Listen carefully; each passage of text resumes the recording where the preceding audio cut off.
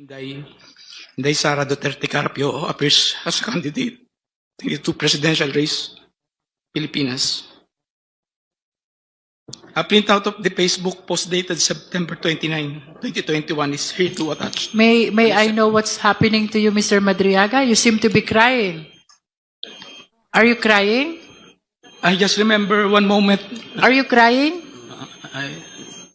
I just, You are nearly crying. May I just put it on record that while reading these portions of the affidavit, the resource person, Ramil Madriaga, is breaking into tears. Can we go back to where you feel where you felt frustrated and you're nearly crying? Which part of your affidavit is that?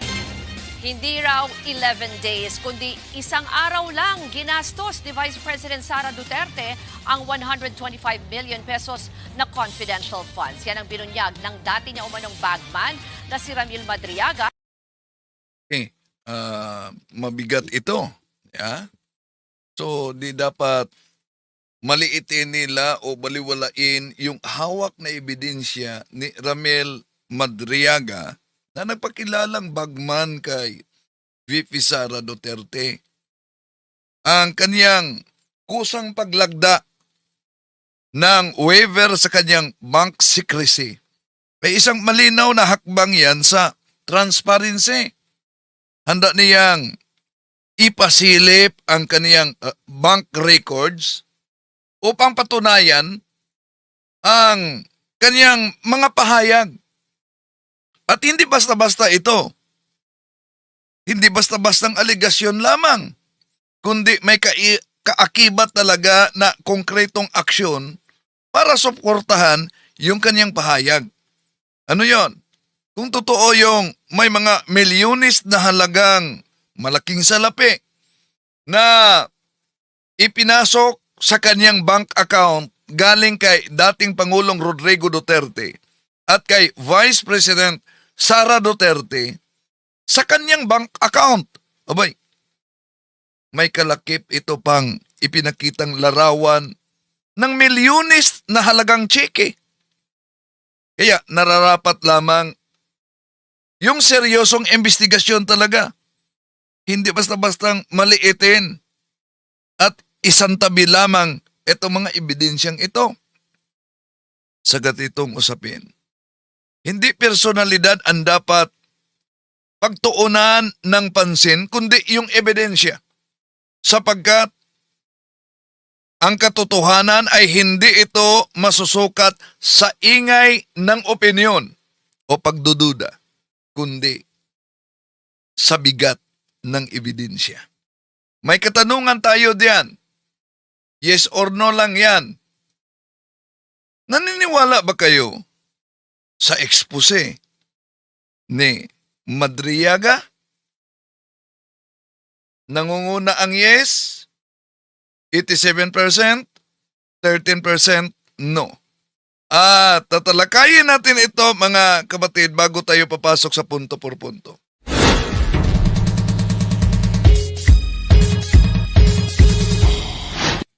Kumusta? Welcome. Ito yung lingkod, Brad Wendell, talibong muling makasama ninyo sa pagkakataong ito. At inaniyahan natin ang ating mga suking taga-subaybay. Huwag kalimutang pindutin ang like sa ating live. At huwag din kalimutang mag-subscribe kung bago ka lang. At pindutin ang bell button para updated kayo, mag-comment at i-share. Kung saan man kayo nakabase ngayon, inaniyahan natin ang ating mga suking taga-subaybay na comment kung saan kayo nanood ngayon sa iba't ibang bahagi sa ating bansa o kung kaya'y nasa iba't ibang bansa o kung saan man kayo sa iba't ibang bansa sa ating mundo ngayon, lalo na sa mga OFWs, inaniyahan natin na mag-comment kung saan kayo para ah, alam natin kung saan napaabot ang ating video. So, ulitin ko, may busis ng masa tayo. Nangunguna na ngayon ang 91% yes sa katanungang, naniniwala ba kayo sa expose ni Ramil Madriaga? Umiyak talaga si Madriaga dahil may naalala siya. 9% ang no sa kasalukuyan. Oh. So, ang ating boses ng masa nasa YouTube, wala sa Facebook pero pwede kayong sasagot diyan sa Facebook na yes. Okay. Ito ang bahagi sa balita. Imagine, sabi ni Madriaga, dahil siya umano ang may personal knowledge kung saan ihatid yung confidential funds. Hindi 11 araw na ubos ang confidential funds. Kundi 24 oras daw. Pakinggan natin muna itong ulat. Hindi raw 11 days, kundi isang araw lang ginastos ni Vice President Sara Duterte ang 125 million pesos na confidential funds. Yan ang binunyag ng dati niya umanong bagman na si Ramil Madriaga sa pagharap niya sa impeachment hearing ng Kamara. Para sa update mula sa Batasang Pambansa, may expert report si Marian Enriquez. Marian, ano pa ba ang mga inilahad? So, bago dyan, para sa background, si Madriaga nagpakilalang assistant, pinagkatiwalaan ni Vice President Sara Duterte at ni dating Pangulong Rodrigo Duterte. At sabi pa niya, hindi totoo daw na hindi maraming pera si dating Pangulong Rodrigo Duterte. Grabe, no? Kung nagsubaybay kayo, naugkat na yan kay Martinez, naugkat na yan iba pa mga kaibigang drug lords o naugkat na yon. Tuloy natin. Ni Madriaga dyan sa hearing.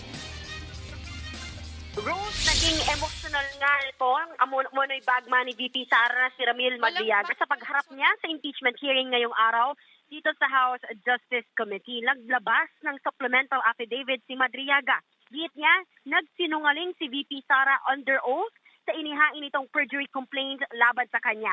Wala raw katotohanan na hindi sila magkakilala. Yun. May pahayag si VP Sara, di niya kilala itong si Ramil Madriaga. Under oath yun. No? Dahil affidavit yun. Sinampahan din niya si Madriaga ng kasong perjury. Oh.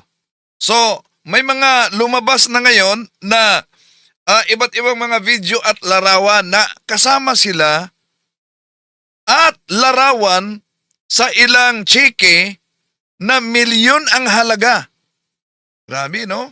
Personally at professionally. Gate po ni Madriaga, meron silang mga pagpupulong, mga meeting, lalo na raw noong eleksyon 2022 at halos kasama nga raw niya si VP Sara 24 hours, minsan overnight pa sa isang resort kasama nga ang PSG. Kilalang kilala raw daw siya ni VP Sara at kilalang kilala rin daw niya si VP Sara. Dinitalye nga po ni Madriaga dito sa kanyang affidavit kung paano nakilala niya si dating Pangulong Rodrigo Duterte to former National Security Advisor at Congressman Roy Lugoles. Nang maging Pangulo kasi si Digong, inatasan daw siya nitong magsilbi bilang counterintelligence agent sa NSC. Direkta nga siyang employed ni FPRRD kung saan buwanan daw siyang sumasahod ng 100 to 150,000 pesos. Kabilang pangaro sa utos ng dating Pangulo ay i-monitor, i-operate at i-sabotage si dating Senator Trillanes. Dito na... At hindi lang yan, mabigat yung lumabas na pahayag ni Madriaga, yung plano ni dating Pangulong Rodrigo Duterte daw na sa taong 2025 agawin ang posisyon ni galing kay Pangulong Bongbong Marcos para makaupo bilang presidente si Vice President Sara Duterte at mapalawak pa ang kanilang operasyon. Siguro may kaugnayan din sa Pogo. Di ba? Kinuwento rin ni Madriaga kung paano pinakilala ni Digong ang anak niyang si VP Sara sa kanya noong 2018. Pinag-usapan yung muling pagtakbo ni VP Sara bilang mayor ng Davao City. At noong inintroduce nga raw ni PRRD, itong si VP Sara sa kanya, ang sabi raw sa kanya ni PRRD, Ram, ikaw na bahala kay Inday. Kwento pa nga ni Madriaga, binigyan siya ni Digong noon ng 25 million pesos para ipambili ng high-end motorcycles. Itutusan daw siya ni PRRD na bumuo nga raw ng grupo para suportahan ang kandidatura nito bilang Pangulo sa 2022 elections. Dito nga nabuo yung ISIT o yung Inday Sara is my president. Kasama ron nga niya doon sa binuo yung grupo ng mga kaibigan ni VP Sara mula sa San Sebastian College of Law. Naiyak siya. Meron talaga siyang naalala dahil pinagkatiwalaan siya at may mga malaking halaga daw o manong pumasok sa kanyang bank account na ipinasok ni dating Pangulong Rodrigo Duterte at para mapatunayan yan, lumagda siya ng waiver. Di basta-basta yun. Di ba? Lumagda ng waiver para sa Bank Secrecy Law para mabusisi ang kaniyang account na mapatunayan ang milyong halagang pumasok na galing umano kay dating Pangulong Rodrigo Duterte at galing din umano kay Vice President Sara Duterte. So, nasa Senado, pag makaabot na yan sa Senado, doon makita na. Busisihing mabuti talaga yan. Pero sa sunod, iniimbita din nila si Trillanes, no? Kaugnay sa joint account nila ni VP Sara at ni Digong. Tuloy natin. At kabilang nga doon yung nabanggit na pangalan na si Assistant Special Prosecutor Ryan Ray Kilala mula sa Office of the Ombudsman. Pinakita pa ni Madriaga yung mga litrato ng kanilang pag-iikot sa bansa, maging yung mga virtual meetings kasama si VP Sara. May video pa nga, Ruth, no may hawak si VP Sara na bandila at tinawag na Sir Ram si Madriaga. May inilabas pa nga rin video na binati ni VP Sara si Madriaga sa kanyang kaarawan. Kwento pa po ni Madriaga, regalo daw niya yung painting na nasa likod o background ni VP Sara sa Zoom meeting nila. Nagpatuloy nga raw yung pagsuporta ni Madriaga kahit nagdesisyon ang vice na tatakbo na lamang siya sa pagka-vice president. Kahit yun ay nalungkot daw siya. Pero nung manalong VP, ito nga si Sara, inimbitahan daw siyang dumalo sa kanyang inaugurasyon sa Davao City noong June 19, 2022. At meron pa sila mga litrato rito, no? Inatasan niya. Kumalat na itong mga litrato talaga nila, no?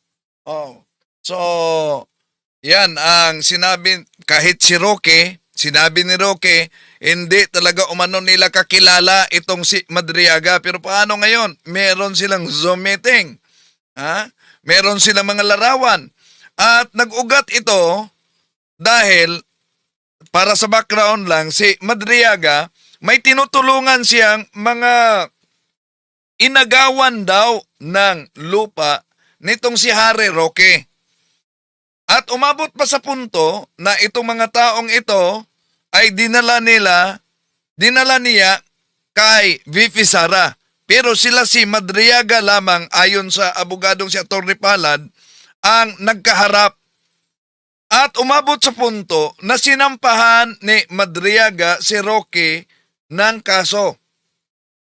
At nang nasampahan ni Madriaga ng kaso si Roque, nagalit daw si VP Sara at sinabing, bakit sinampahan si Roque ng kaso na parang ang mga Duterte na daw umano ang sinampahan din ng kaso. Doon na naputol ang kanilang relasyon. Then, ang unang nahuli, kaugnay sa kidnapping for ransom, yung kamag-anak ni Madriaga. So, ongoing na ang hearing more than 1 year. Pero may supplementary affidavit, no? Yung relative ni Madriaga na nahuli, na itinuturo si Madriaga bilang leader. Kaya yun ang dahilan na nahuli siya. At sabi ni Madriaga, ang utak daw nito ay si Harry Roque. At si Harry Roque ang private prosecutor sa naturang kaso. So, yun. Nagdesisyon siya na ilabas ang lahat na nalalaman dahil hindi siya tinutulungan ni VP Sara habang nakakulong. na iniipit siya ni Harry Roque dahil sa pagtulong umano sa mga tao na ayon sa kanya ay inagawa ng lupa. At hindi lang umano, meron pang ibang lugar batay sa kanyang pahayag. Sa bumuo ng Vice Presidential Security and Protection Group o VPSPG kung saan nirekomenda niya yung mga estudyante niya si Colonel Dennis Nolasco at Colonel Raymond Dante Latsica. Nakatrabaho raw ni Madriaga itong dalawa July 22 hanggang April 2023 para sa Tactical Transport Services, paghawak ng mga confidential information at paglilipat ng malalaking pera para sa iba't ibang mga tao base daw sa utos ni VP Sara. Ito na, Ruth, noong December 20, 2022. Uy, starring ang Osamis. Nakita nyo kanina? Yung may nakalagda na Osamis City, starring ha? Isang tao, magkaiba ang signature sa magkaibang opisina. Naku po, tuloy natin to. Tinawagan daw siya ni VP Sara para sabihin makipag-coordinate kay Colonel Nolasco at mag-deliver daw sa 3 lugar sa San Pablo, Laguna, Night Chef o yung Nomo Basho at Sa ating boses ng masa, kung naniniwala ba kayo sa expose ni Ramel Madriaga, merong 93% yes at 7% no. Okay. So, di basta-basta ito ang isiniwalat ni Ramel Madriaga talaga. Ang iyong ipinakita niyang cheque na milyon ang halaga na ibinigay daw sa kanya. Okay, tuloy natin. At lalo na, yung sabi niya na may milyong halaga na ipinasok. Ginamit siya para itago yung mga pera doon sa kanyang account. At para patunayan, naglagda siya ng waiver sa bank secrecy para mabosesing mabuti ang kanyang bank account sa milyon-milyong halagang pumasok sa kanyang bank account. Nako, ito na.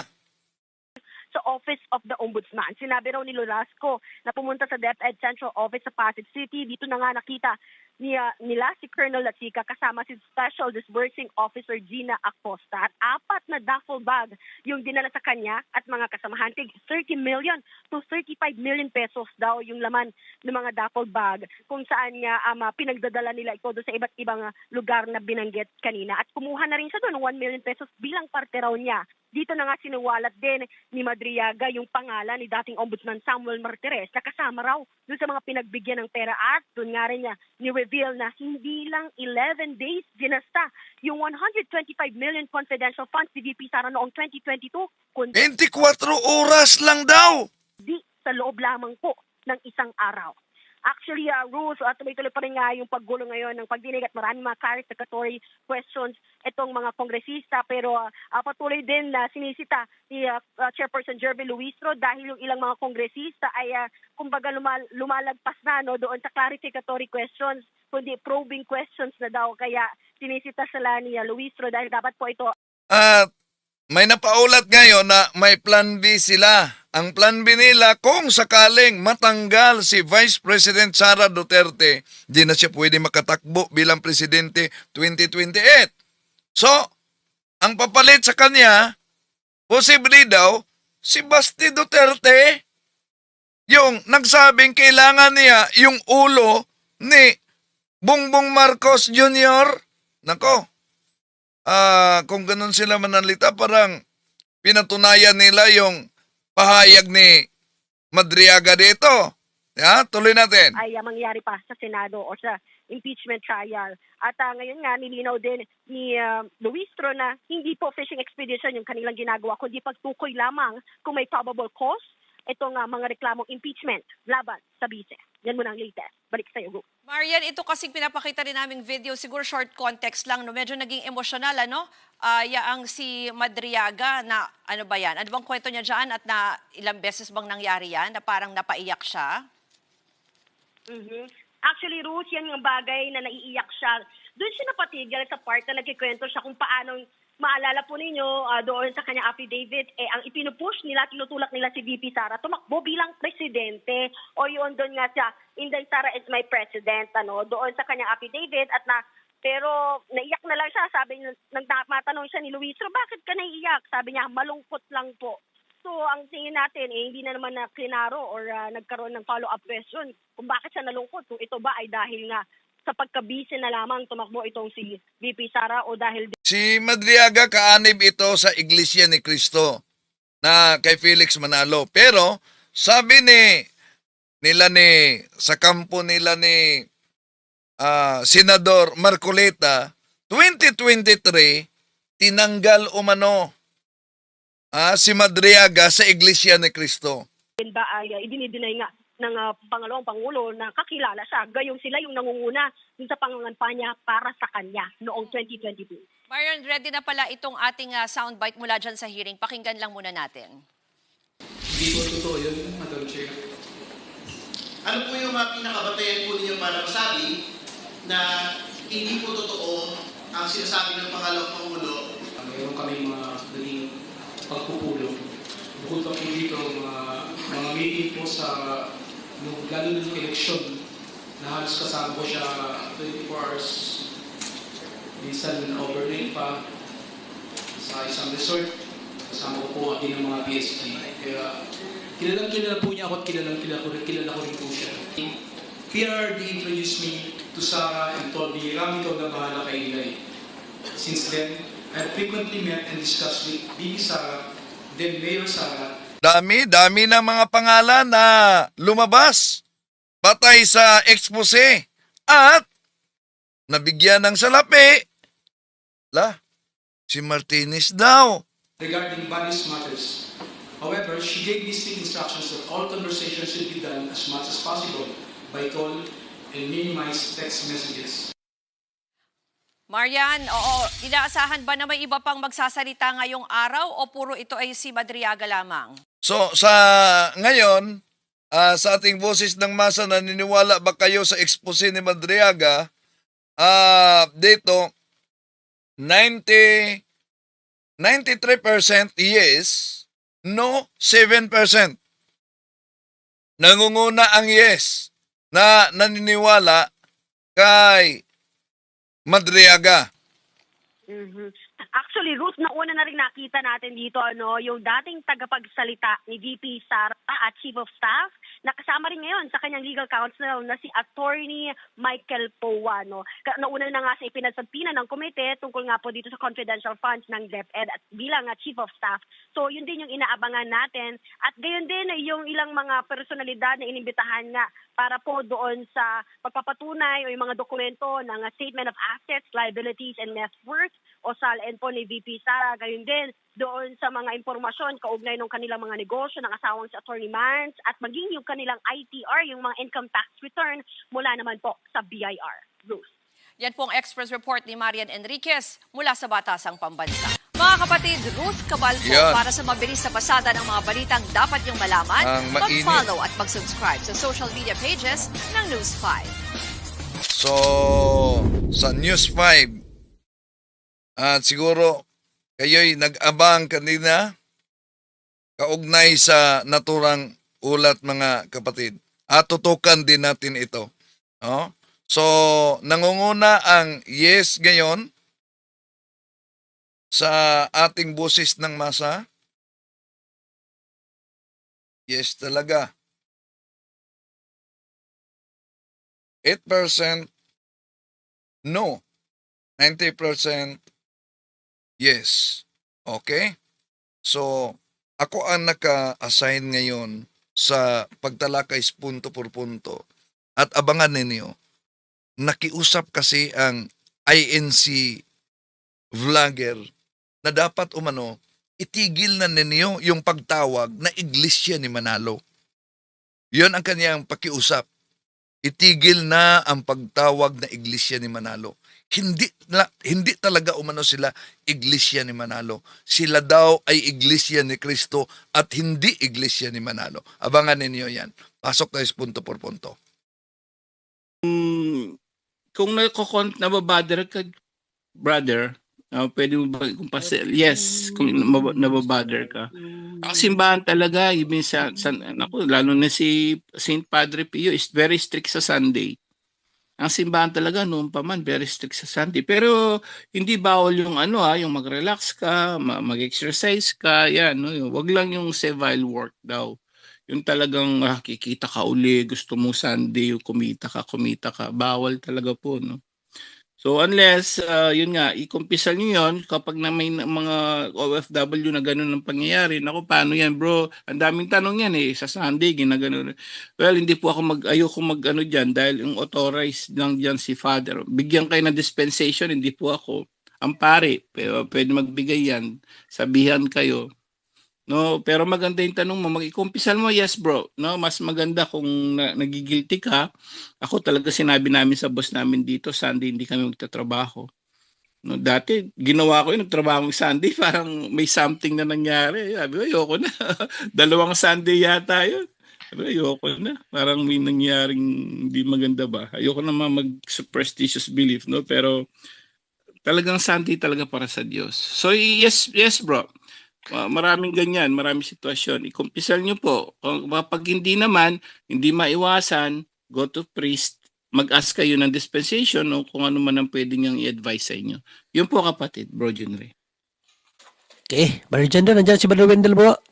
Okay, ate, welcome Brother Wendell Talibong sa kanyang greetings at sa kanyang topic ngayong gabi. Brother Wendell Talibong, good evening. Good evening, Brajando. Good evening sa ating mga kasama sa Punto por Punto. Ngayong 21-22, kami ni Father Darwin, nandyan kami sa Tandag. 27-28 sa Iligan City. So kita-kita tayo. At then, sa Diocese of, ako lang, wala si Father Darwin yan. Sa Diocese of Cotabato, Mayo 7, 8, 9, 2 parokya. So kita-kita tayo. Sa ngayon mga kapatid, ating tatalakayin yung pakiusap sa INC vlogger, kaanib sa INC na si Munting Kaalaman, wag daw umano silang tawaging Iglesia ni Manalo. Yun ang kanyang pakiusap dahil Iglesia ni Kristo talaga sila. Hindi Iglesia ni Manalo. Ito. Matapos na ang issue dun sa Iglesia ni Manalo kung bakit tawag daw, no? Pinalilitaw kasi nitong si Brother Del na lang ulit, no, Iglesia ni Manalo daw talaga ang tawag, hindi daw talaga Iglesia ni Kristo. Ang natunghayan ninyo ay si Munting Kaalaman na kaanib sa Iglesia ni Kristo na kay Felix Manalo. Mga kaibigan, ganito po ang nakasulat sa mga pahina 4, 5 at 11 na ating sinipi. Si Brother Felix Y. Manalo ay 28 taong gulang nang itatag ang kanyang simbahan. May pakiusap siya kung maari. Na matapos na ang issue dun sa Iglesia ni Manalo kung bakit tawag daw, no? Pero kung susuriin natin kahit sa kanilang Pasugo Magazine, sa Securities and Exchange Commission record, sa record ng tao at sa batas ng ating gobyerno, malinaw na si Felix Manalo, isagon, ang founder ng samahan na Iglesia ni Cristo. Inaamin din yan sa kanilang Pasugo Magazine. Pasugo Magazine, Mayo 1997 sa pahina 11. Na si Felix Manalo ang founder sa Iglesia ni Kristong inaniban niya. Ang pagsabing Iglesia ni Manalo, ito ay paglalarawan ng pinagmulan. So, kapag sinabing Iglesia ni Manalo, nagpakilala sa nagtatag ayon mismo sa legal record ng ating gobyerno. Tatalakayin natin ito.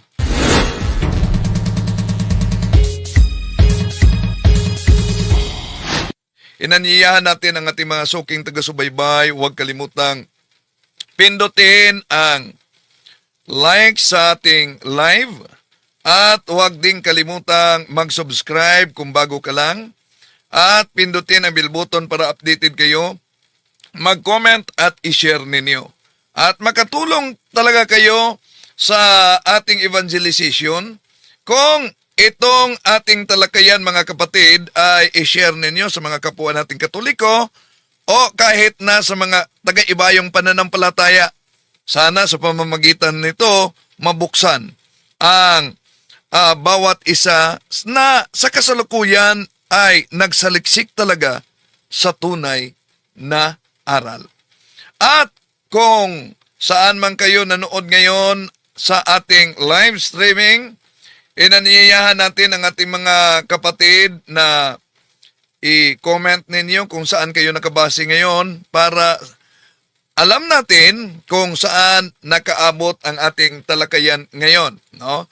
Dito man sa ating bansa, sa iba't ibang panig sa ating bansa o kaya'y sa ibayong bansa, no? Sa ibang bansa, lalo na sa ating mga kapatid na OFWs.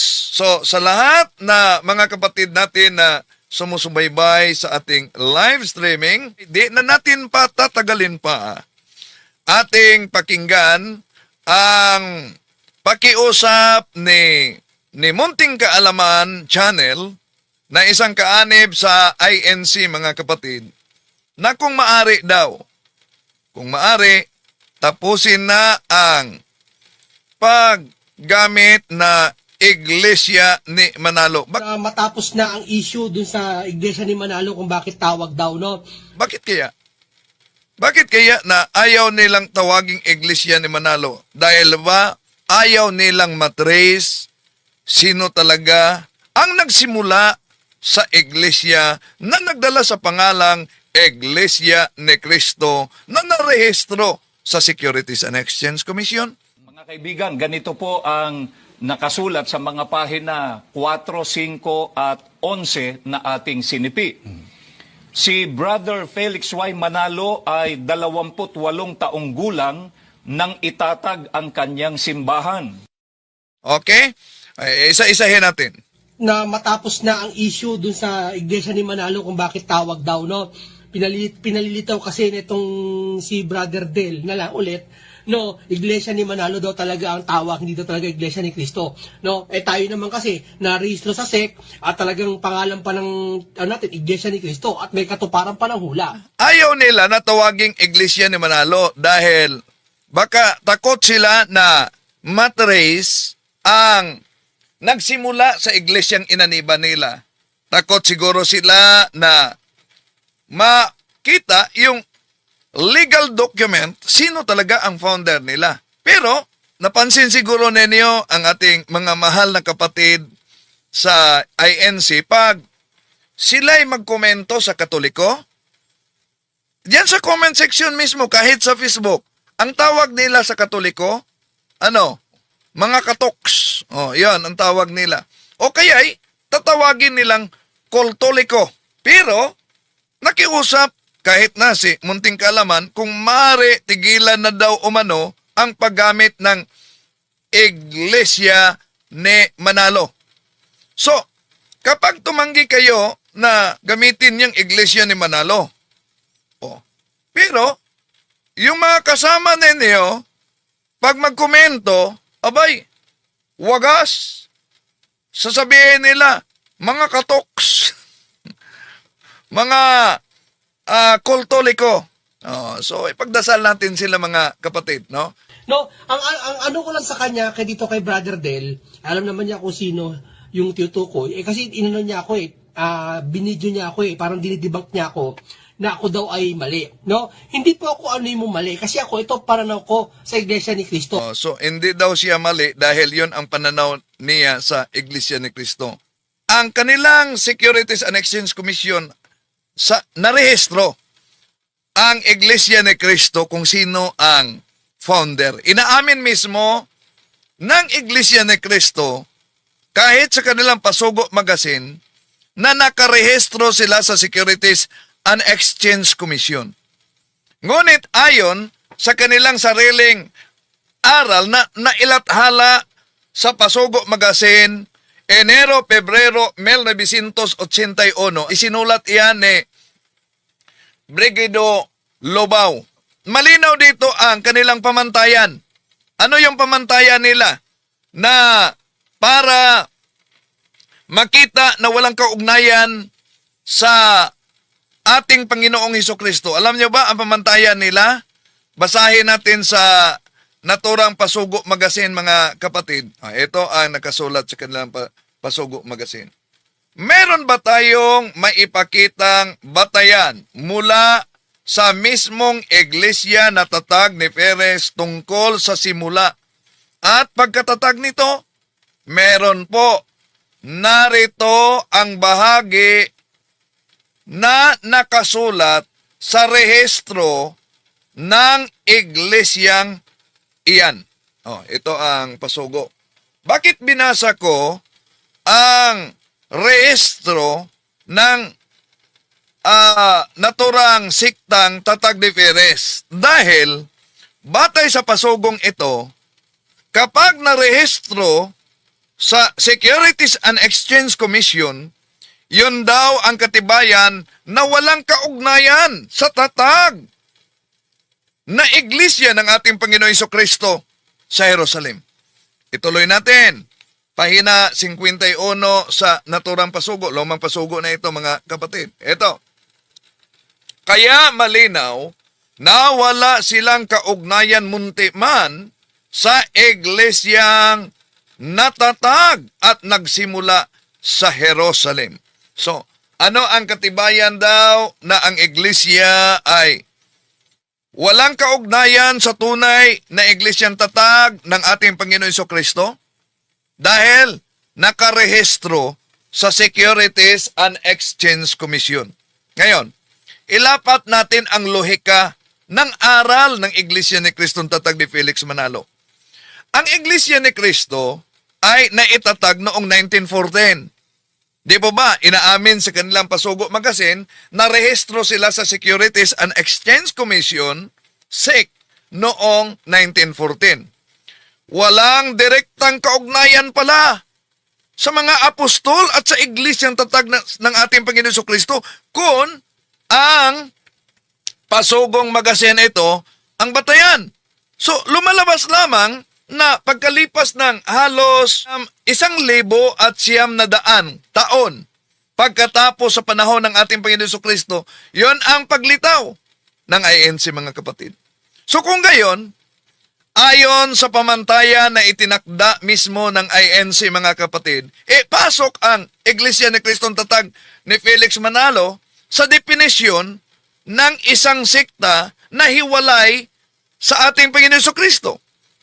Dahil nakarehistro sila sa Securities and Exchange Commission. Hiwalay din sila, mga apostol ng ating Panginoon Jesucristo. At umuusbong lamang sila tulad kay Teofilo Ramos, na binanggit nilang nagparehistro, tulad kay Eliseo Soriano na binanggit nilang nagparehistro, umusbong lamang ang kanilang sikta sa modernong panahon, mga kapatid.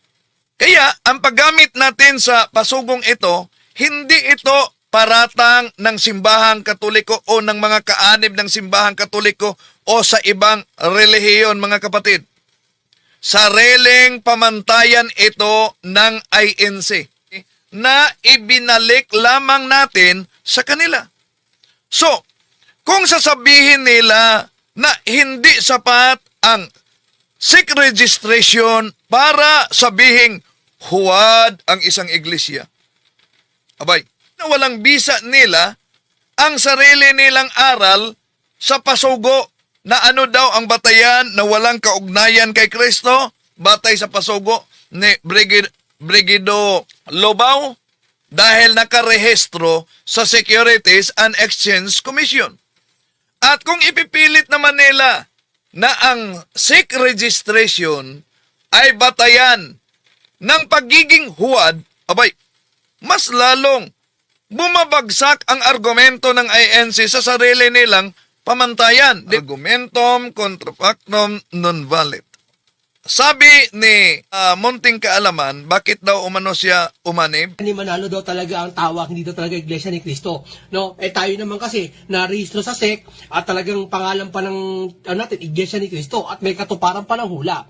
No, ang ano ko lang sa kanya kay dito kay Brother Del, alam naman niya kung sino yung tinutukoy. Kasi inano niya ako binidyo niya ako parang dinidebunk niya ako na ako daw ay mali. No? Hindi po ako ano yung mali. Kasi ako, ito paranaw ko sa Iglesia ni Cristo. Kaya nga ako po umaanib at nakaanib na. Sabi niya, hindi ako mali. Kaya nga, umanib ako. No? Ito po ang aking pananaw. Yun ang pahayag ni Munting Kaalaman. Sabi niya, hindi ako mali dahil ito ang paniniwala ko sa INC. Kaya ako umanib. Ang tanong, sapat na ba na depensa mga kapatid at lohikal ang pahayag na hindi daw siya mali at yon ang batayan na umanib siya sa INC, sa Iglesiang Tatag ni Felix Manalo? Tandaan natin, ang pagiging personal na paniniwala ay hindi otomatikong naging katotohanan na. Maraming tao ang umanib sa iba't ibang relihiyon dahil sa personal na paniniwala, emosyon, tradisyon, o kaya'y impluensya. Ngunit, hindi ibig sabihin ito mga kapatid na tama na agad ang doktrinang inaniba nila. Ang tanong ay, hindi ano ang paniniwala mo, kundi tama ba ang pinaniniwalaan mo na inaniban mo? Hindi sukatan ng katotohanan ang dahilan ng pag-anib. Kung ang batayan ay pinaniniwalaan ko kaya ako umanib at naniniwala akong hindi ako mali, abay, lalabas. Tama ang lahat na reliyon. Yun din ang kanilang pamantayan, di ba? Tama ang lahat ng sikta. Walang maring aral, walang bulaang propeta. Salungat talaga sa lohika. At maging sa aral ng Biblia. Kapag paulit-ulit na binabalaan ang tao laban sa maling aral, laban sa mga bulaang mga ngaral, napakalinaw yan sa San Mateo Kapitulo 24, Unang Juan Kapitulo 2, versikulo 18-19, 2 Corinto Kapitulo 11, versikulo 12 hanggang 15. So kung ang argumento ay, hindi ako mali, dahil iyon ang paniniwala ko. Ibig sabihin, inaamin niyang walang objektibong pagsuri ng katotohanan, kundi purong sariling pananaw lamang. At kung ganon mga kapatid, na wala siyang karapatang sabihin, mali ang paniniwala ng iba dahil sila din naniniwala na tama sila, nang umanib sila, nang pinili nila ang siktang inaniba nila. Kay Kibuloy man, kay Eliseo Soriano man, dahil lahat ay tama kung iyon ang batayan. Ayon sa kanya-kanyang paniniwala na lang. Yun ba ang batayan?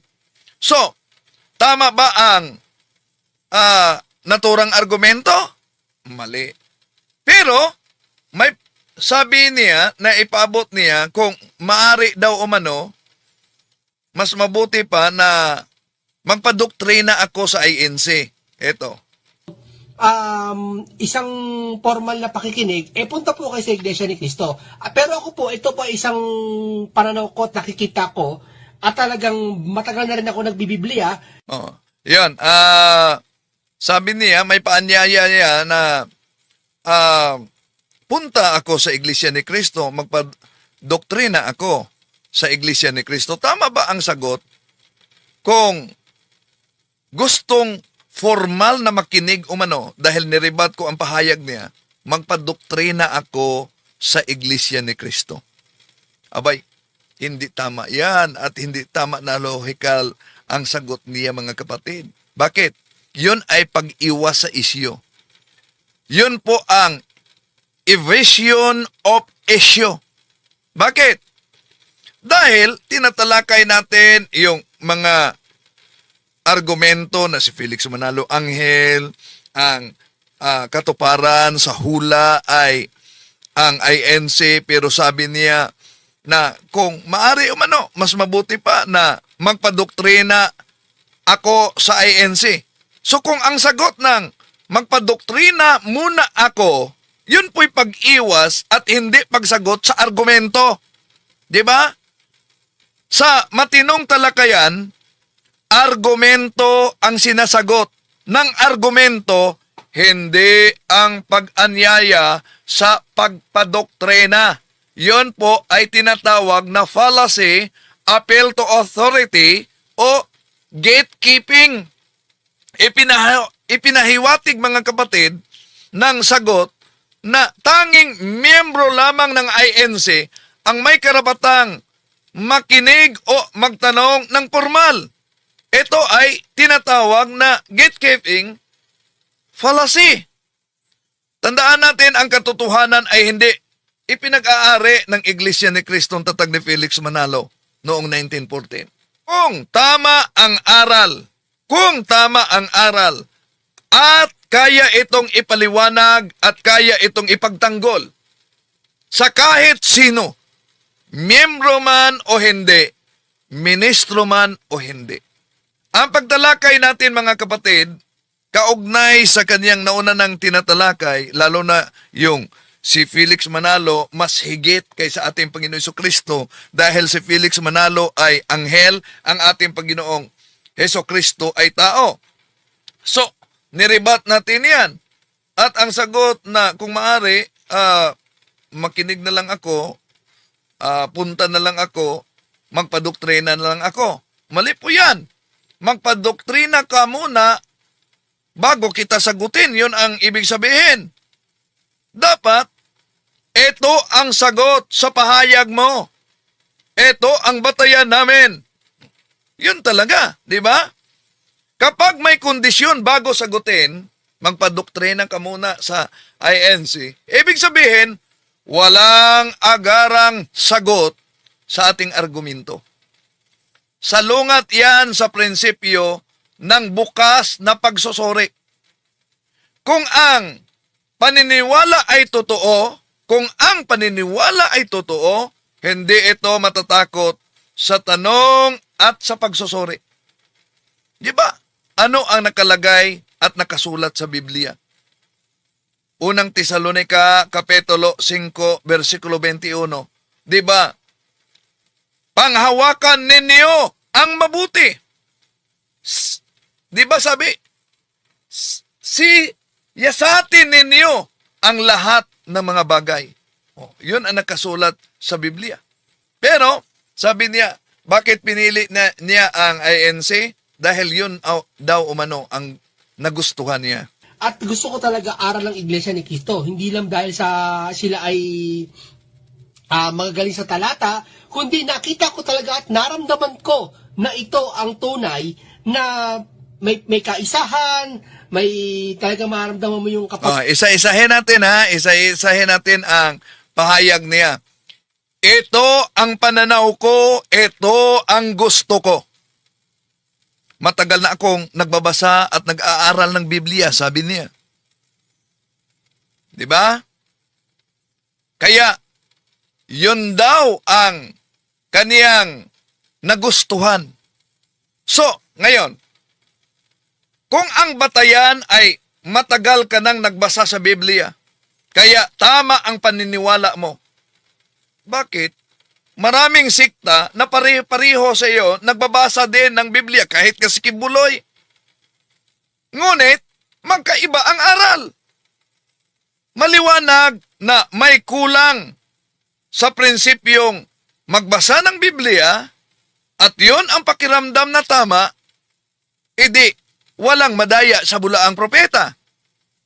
Dagdag pa, ang pagsasabing Iglesia ni Cristo ang gusto ko, yun ay personal na kagustuhan. Hindi yan otomatikong patunay na dahil gusto mo, yun ay katotohanan na. Di ba? Ang gusto ay hindi laging katotohanan. Ang katotohanan ay sinusukat sa buong pahayag ng Diyos, history, kasaysayan, hindi sa piling talata sa Biblia at yun lang ang nagustuhan dahil nakapangalan. Kung talagang Biblia ang batayan, di ba? Kung talagang Biblia ang batayan, bakit? Tinatanggihan ninyo ang tradisyon. Gayong malinaw sa Biblia, 2 Tesalonica Kapitulo 2, versikulo 15. Bakit sinasabi ng karamihan, hindi lang sa ANC, na ang kanilang pinagbatayan ay Bible alone? Gayong, ang mismong Biblia ay hindi nagtuturo kaugnay sa Bible alone. At dagdag pa niya, bakit nagustuhan niya ang INC? Dahil Nangyarihan ng Espiritu Santo, yung paglingap sa iyo na talaga ang Iglesia ni Cristo ay pararamdam sa iyo, hindi lang sa mga kapatiran. yan. Ang mga pagsamba ay napaka talaga maluwalhati. Talaga mararamdaman mo yung mga doon pa lang sa pagsamba, pagpasok mo pa ng kapila, ramdam na ramdam mo na, no? Yan. Ang damdamin ang batayan niya. Ang damdamin ang naging sukatan niya ng katotohanan. Tama ba? Na dahil ito ang naramdaman ko ay tunay na may kaisahan, ramdam ko ang kampangyarihan ng Espiritu Santo at napagaganda ang paglingap nila pag umanib ka dito. Ang tanong, ang damdamin ba ang sukatan para sa katotohanan? Ang pagkaramdam ng kaayusan, ang pagkaramdam ng kaisahan o emosyonal na ginagawa ay hindi yan otomatikong patunay na ang isang paninawala o isang iglesia ay nagmula na sa Diyos. Bakit? Ang daming mga sikta, mga kapatid, na yun din ang yun din ang damdamin nila. So ang damdamin, hindi ito subjetiho. Hindi ito subjetiho, mga kapatid. Kundi objetiho ito. Objetibo. So maraming reliyon, sekta, iglesia, samahan, ang nagsasabing pareho silang ng karanasan. Damdamin ang naging sukatan para sa katotohanan. Ramdam ko dito ang Espiritu Santo. Sa mga kaanib ng siktang tatag ni Eliseo Soriano, sa palagay mo, yung damdamin na yan, di rin nila naramdaman? Kaya nanatili sila kahit kay Kibuloy? Ramdam nila yung kapayapaan. Ramdam nila na may pagkakaisa. Kahit ang iba pang mga grupo, kahit nga ang grupo ng Satanism, meron din silang pagkakaisa, pero hindi ibig sabihin na sila'y tunay na. Ang tanong, nagkakaisa ba sila sa katotohanan sa Iglesiang Tatag ng ating Panginoon Jesucristo? Ibig sabihin, mga kapatid, kung ang damdamin ang batayan ng katotohanan, abay, lalabas na lahat ng relihiyon na itinatag lamang ng tao ay tama na. Okay, Brad Jan.